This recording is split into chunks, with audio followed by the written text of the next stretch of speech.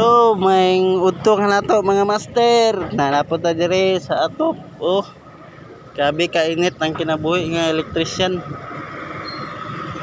So, karon na tayo troubleshooting. Dalion na nila ko vlog kay grabe kainit dire. So, ang troubleshoot nato di ay kuan.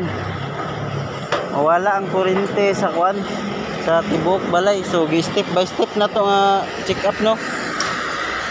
Kining linya nila nitabok ni sa pikas na dito ang meter kunya na ay main breaker dito okay ang linya.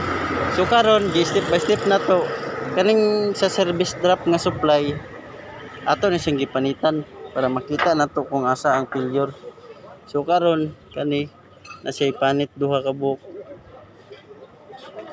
sa line side niya. So mo na itong gi-check.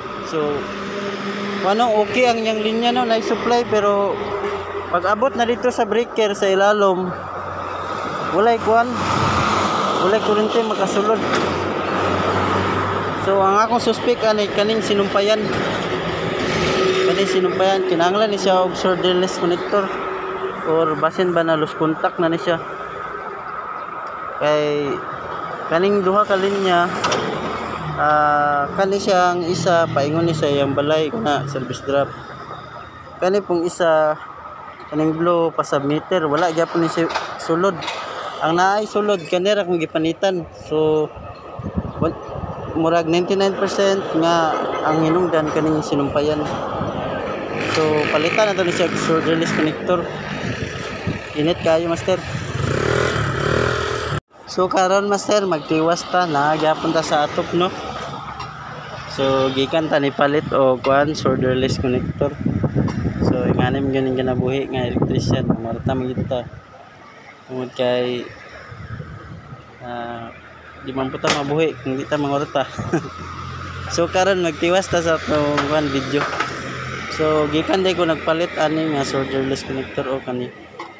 So kita ninyo na ako na sing gisumpay. Secure na ako yung giugtan og gaayo. So bali ang pinulihan day naro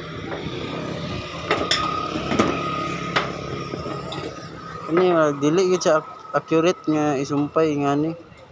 So kung buto na unaon pwede ra nako isumpay og balik nga splice pero atong gipangita ang quality nga trabaho para sa atong customer para dili na magbalik-balik. So kani ngani dako posibilidad nga mulus contact nga dili siya i-kuan bolt solderless connector. So napay mga sinumpayan nga kuan pero minaw na ko kanira man ang problema.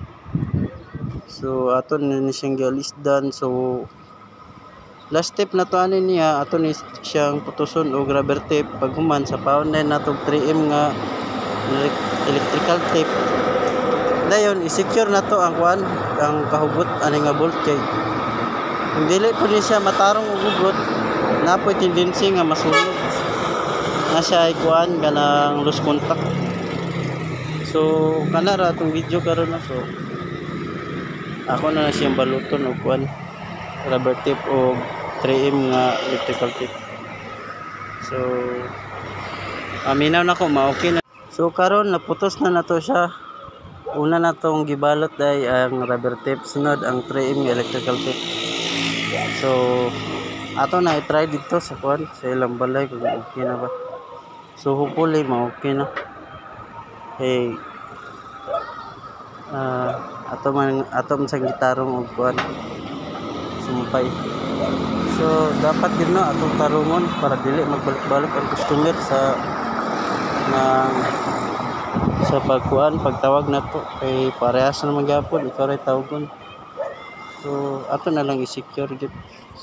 So ato i-try sa ubos. So karon ato nang gi-try ang ilang kuan tibok building.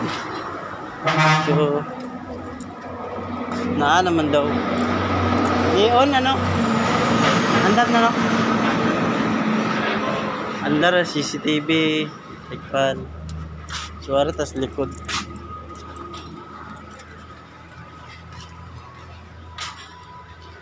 So, na.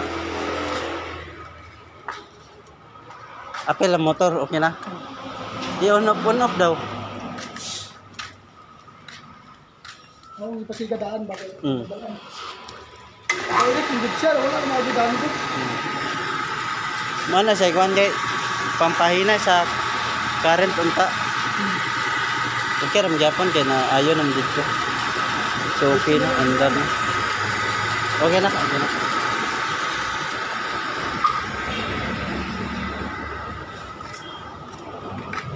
Imura na yung infrared. Ito. Pag-ilisan mo? Ang ilisan ako kay. Ano siya? Oh, naraw tinanggal oh. Suspect na daan. Mana pag on ato luag man eh. Di ba iyon nimo ang motor. Pag on ato kani din mo mapiktuhan din eh. Basta nay luag. Mo nang mapalong. Mo ang loose contact. So mo ni punilihan. At gibolt na to nimo.